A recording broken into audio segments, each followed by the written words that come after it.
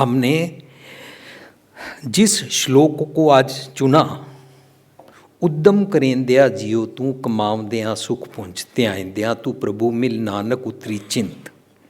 ये श्लोक गुजरी की वार महला पंजवा का है और गुजरी की वार में से जहाँ पर ये श्लोक लगाया गया है वहाँ पर लड़ीवार जब आप पढ़ेंगे, खोजेंगे बानी को, तो इसमें पिछले श्लोकों से एक क्लू मिलता है कि ये सब्जेक्ट क्या चल रहा है। तो मैं वो पढ़ के हैरान रह गया। नानक सतगुर भेटे है पूरी होवे जुगत। अगर तेरे को सच की नॉलेज हो जाए, समझ में आ जाए, ट्रूथफुल लिविंग का जीवन, दैट इज कॉल्ड सतगुर के साथ शेक हैंड हो गया। सच्चा गुर, गुर मीन्स तरीका, गुर मीन्स जुगत, जुगत मीन्स मेथड, विधि, जीवन जीते कैसे हैं। Be it mother, be it father, be it children, be it grandparents, जीवन को जीते कैसे हैं, जुगत, तरीका सतगुर समझाता है। नानक सतगुर भेटे हैं पूरी होवे जुगत। सतगुर तेरे को समझ में आ जाए, सतगुर कोई शरीरक नहीं होता। गुरबानी पूरी दुनिया को समझाती है कि इंसान और भगवान के बीच में कोई मिडल मैन नहीं होता। इसलिए गुरबानी समझाती है कि जो सतगुर होता है, जिसको गुरु जी महाराज जी कहते हैं, वो शरीरक नहीं होता। शरीरक कोई हो नहीं सकता।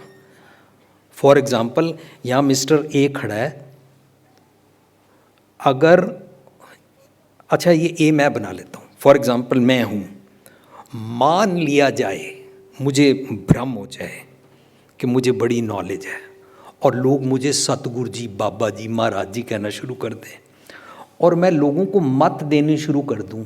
आप ऊंचे सिंहासन पर बैठ जाऊं और लोगों को अपने चरणों में बिठा के उनको ज्ञान देना शुरू कर दूं, ये समझ के कि तुम चेले हो और मैं गुरु जी हूँ, तो मुझसे ज़्यादा बड़ा अज्ञानी और मूर्ख कोई नहीं होगा।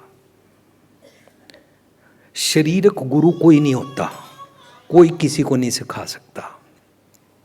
और शरीरक गुरु जो इस हड्ड चम मांस का बना होता है, बायोलॉजिकल शरीर का, उसके ऊपर विकार हावी हो सकते हैं, वो आत्मक तौर पर मर सकता है। लेकिन सतगुर, सतगुर मेरा सदा सदा ना आवे ना जाए, वो विनाशी पुरख है सब मेरे समाए। इसलिए सतगुर और गॉड गुरबानी में एक ही कॉन्सेप्ट को बोलते हैं। शरीरक सतगुर नहीं होता। सतगुर हमेशा means truthful living. Truthful living means इंसानियत भरपूर, फुल ऑफ स्पिरिचुअलिटी का जीवन जीने के लिए जो नॉलेज मिलती है वो हमारे अंदर से मिलती है। अंदर गॉड है, अंदर रब जी है। जो अंदर से आवाज़ आती है उसको खुदाई पैगाम बोलते हैं। जो अंदर से आवाज़ आती है उसको परलौकिक बाणी बोलते हैं। जो अंदर से आवाज़ आती है उसको तुर की बाणी बोलते हैं। सो बीच में कोई मिडल मैन नहीं होता। सो सतगुरु की बात करते हैं, तो सतगुरु की बात जब समझ में आ जाती है तो उसमें से मेथड, विधि भी मिल जाती कि how to apply this and how to relish it. Nanak सतगुर भेटियां पूरी होवे जुगत, हसंदियां खेलंदियां पैनंदियां खावंदियां विच्चे होवे मुकत। ये गुजरी की वार के श्लोक की लड़ी में आ रहा है कि तुमने हंसते खेलते खाते पीते गृहस्थी जीवन को अपनाते हुए इसी में से साल्वेशन ढूंढनी है।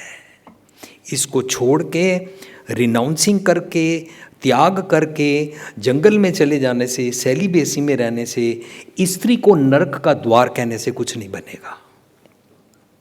क्योंकि अगर मैं अपने आप को बड़ा ब्रह्मज्ञानी समझूं, ब्रह्मचारी समझूं और मैं कहूं कि स्त्री नरक का द्वार है, तो मुझको शर्म आनी चाहिए कि मेरी माँ ने अगर अपना जोबन ना वारा होता तो मैं 100 कार्ड ब्रह्मज्ञानी पैदा ही ना होता। तो स्त्री को नरक कहने वाला जो मर्द है वो कहीं पर खो गया।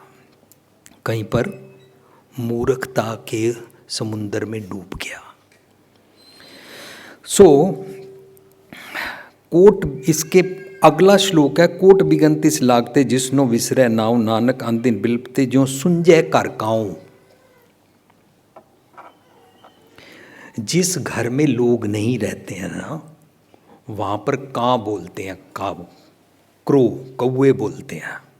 ये ईडियम है। ओदे घर की जाना उत्थे तक कां बोलते ने, मीन्स वहाँ पर कोई मिलता ही नहीं है। जब भी जाओ दरवाज़ा खड़काओ, अंदर कोई होता ही नहीं है।